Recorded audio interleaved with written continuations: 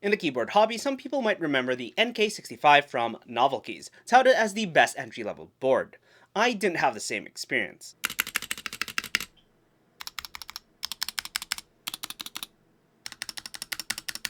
But once that's fixed, how does it fare well in both the ability to improve both productivity and gaming? Starting with the build, the NK65 is made mostly of polycarbonate, but has a stainless steel metal plate. A fully aluminum version is also available. The polycarbonate versions are mostly opaque. I have the Superuser edition that sports nice lines in the back of the board leading to the USB-C port, allowing coiled cables leading left to be in the center of the board.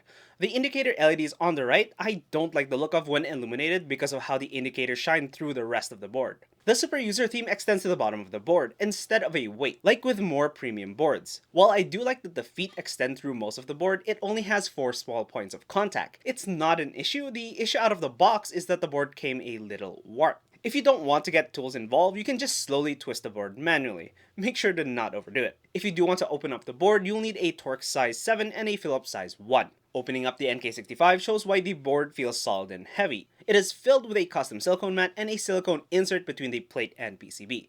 Removing or changing the inserts gives you a little more flexibility on how you'd like the board to sound. I like the simple curves and the clean solid look the board gives, and that's reflected in the typing experience. You're also stuck at the 8-degree typing angle due to the solid design of the board. If you're looking for a flexible board, which is a trend in the custom keyboard scene, the NK65 doesn't provide that in any way. But it does have what are now becoming common features: USB-C, 5-pin hot swap capability, and south-facing per switch RGB. Like most custom keyboards, there is support for VIA, allowing you to customize the board functions. You can even attach mouse buttons and movement to the function layer, great if you want to reduce the amount of kit you bring onto a worksite. What is not great is its capability in gaming. You can game with the NK65 for FPS, MOBAs, and your general action-adventure games. The problem comes in the form of the 125Hz polling rate, and that comes from Novelkeys themselves.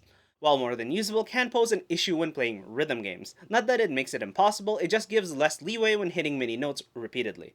This could potentially be solved via firmware, and I do wish newer custom boards will have 1000Hz polling as standard, just like any respectable gaming keyboard without the rattling stabs. Even though there was a lot of lube visible in the stabs, it's nowhere near where it's supposed to be. Even after pushing in the lube using a brush, it didn't change much. I had to pull out the stabs and lube them myself. I wouldn't recommend the NK65 for someone looking for a keyboard that can improve both productivity and gaming, other than its size to allow for a larger mousing space for gaming, and customizability through VIA to create macros saved on the keyboard itself, since it isn't any better than a regular keyboard.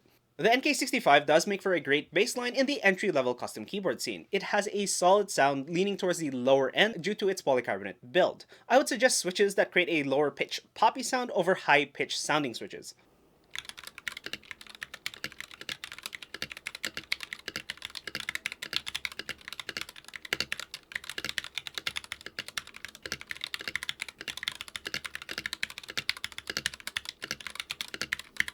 And if you want to push the sound lower into the mids, you can replace the bottom silicone insert with either foam or cotton, and leave the plate insert as is to keep the solid feel of the sound.